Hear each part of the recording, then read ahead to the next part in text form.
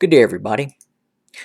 So, what I wanted to talk about in this video is the threat of the People's Republic of China, and what you see there on the Google Earth map is one of the parcel islands.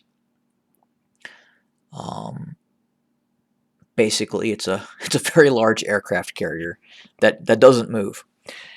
And China has created a number of these in the South China Sea to establish and maintain control of the shipping lanes. And these would come in especially handy during any type of armed conflict. You can see that there are large aircraft hangars, and this is an older picture, but you can see that there is I would assume that's a J-11 or possibly a J-16, J-15, a multi-role fighter bomber. There is a vast amount of resources on this island. Everything from anti-air defenses, anti-ship defenses, radars, the ability to station large amounts of marine or naval infantry on these islands. So pretty significant. And you see this all over the South China Sea. But what is more worrisome is the production capacity that we see in China right now. It is believed that they are producing, as we speak, they're building 8 Type 55 destroyers, and these destroyers are in the neighborhood of about 13 to 14,000 tons, and they hold roughly the same vertical launch cells as a U.S. destroyer. And they're building these at an incredible rate, and it's just not these Type 55s. They have other smaller destroyers as well. While these don't have the 100 vertical launch cells, they have in the neighborhood of about 60 launch cells. But they're building them at an incredible pace, and they're building a multitude of ships, from corvettes to destroyers to frigates to helicopter carriers to aircraft carriers. Large amounts of aircraft are being produced, from J-10s. I believe the J-11 has run its course, and now it's producing the J-16, which is basically a copy of the Su-30. And I believe these aircraft, with the exception of the engines, are probably of a higher quality than what is being produced by the Russians. The Russians are not using targeting pods to a great extent, and I think that was a huge error on their part. It's kind of their doctrine, but the Chinese have been able to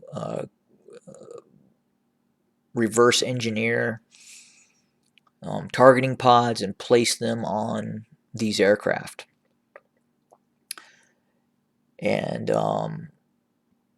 that is very important. You would think something as small as a targeting pod would not be that important, but it is. It's incredibly important. And you see a lot of other things going on as well. You see a more assertive and aggressive China along the Indian border. And I believe that China believes that it is going to have to get into a armed conflict with a lesser opponent prior to engaging Taiwan or the United States. I don't think China, as of yet, has the operational skill set to go toe-to-toe with the United States. I see a lot of Chinese YouTube videos that display their ground forces, and they look really good on paper. They look good on YouTube videos if you've not been in the military. You can tell that they lack operational experience, and if they engage India, especially in those high elevations, that operational experience is going to occur, and that's where they will get really dangerous, because they will learn and they will get better. But you kind of hear in the mainstream media and even military circles that, well, China's military budget is much less than the United States. And forgive me if I'm wrong here, but I believe they throw out anywhere from 200, 260, 300 billion US dollars is what the Chinese allegedly spend on their defense budget. Now, here's the issue with that. 40% of what the United States spends on its military budget is on salaries of enlisted and officers. The United States pays its soldiers fairly well. It is a all-volunteer military, as is the Chinese.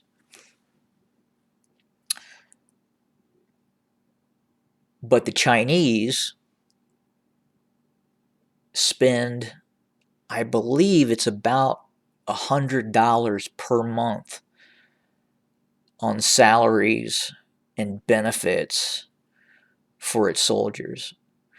Let me back up. I believe all the benefits are probably, if a Chinese soldier gets sick, obviously the armed services are going to take care of him or her. But the actual pay is much less. So that reduces a lot of the costs that the Chinese government would have to spend, and they can spend that money on weapon systems and training. Whereas, again, the United States is spending about 40% of that budget just on pay and housing allowances and so forth and so on. So the reality is the Chinese defense budget may be on par with what the United States is actually spending in terms of being able to produce weapon systems and provide training. I do know that, for instance, they're Air Force pilots, and I don't know how many hours they're spending in the air in their aircraft right now, but my understanding is it's much more than it used to be. So their pilots are becoming more proficient.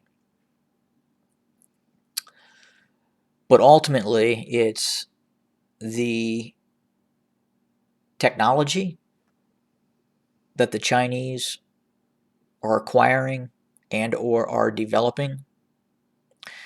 And you can't really say that the Chinese are completely stealing their technology from the United States. In some cases they are, but you can see a doctrine difference as well. So for instance,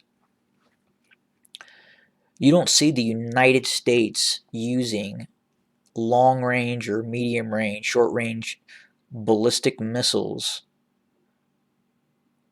with a focus on conventional warfare, with the exception of the ATACMS, the multiple launch rocket system that fires a ballistic missile or multiple rockets at a certain range. I believe it's under 200 miles. But you see the Chinese developing these systems where they're reaching out up to 1,000 miles with a ballistic missile system armed with a conventional warhead with now a CEP, or a circular error of probability, anywhere from 10 to 30 meters, which is, for a ballistic missile, that is very accurate. They can hit an airfield. They can hit a command building. They can hit a supply depot. They can hit a barracks. They can hit, if they have proper intelligence, a ship at port. So this is a doctrine and a technology that the United States does not utilize at this moment. So the question is if and when war commences, is the United States going to be at extreme risk from this new doctrine of utilizing these ballistic missiles that are very accurate? I know that in the first Gulf War, the Iraqis firing the ancient Scud missiles killed U.S. forces in one incident in Saudi Arabia and caused an immense amount of grief for the Israelis. Now, if we fast forward on these, and we no longer call them Scuds, but these ballistic and semi-ballistic hypersonic missiles that are much more accurate, that are on road mobile systems or hardened silo systems, what kind of damage would that cause to U.S. forces? And that's to be seen. I think that in terms of the Chinese air defense capacity and the use of Russian versions of air defense systems, such as the S-300 and the S-400 and the Chinese copies of those systems, I am not sure that those systems would be effective out to the ranges that the Russians and the Chinese claim that these systems would be effective. So if you listen to Chinese and Russian sources, they claim they can hit fighter jets out to 100 miles, 200 miles. I mean, in case of the S-400 and S-500, you're talking hundreds of miles. And I'm not sure that's realistic. I think possibly they could shoot down large passenger jet size aircraft that are not as maneuverable, but striking stealth aircraft and or fast movers at that kind of distance. The idea that China could control air supremacy over Taiwan simply with its version of the S-300, S-400, which would mean it's shooting down fast-moving jets over Taiwan from China. I'm not sure that's the case. especially when we kind of saw what occurred in the Armenian Azeri War. The Azeris were utilizing drones to destroy some fairly advanced air defense systems on the ground within 8,000 meters with a laser-guided anti-tank weapon system. And they were destroying advanced air defense systems with these drones. But at the same time, you see these other doctrines that the Chinese are starting to utilize. And who knows, maybe the air defense systems that the Chinese are using are actually more advanced than what the Russians have. We just don't know at this point. But the production and the manufacturing ability of the Chinese to produce huge amounts of equipment is very concerning.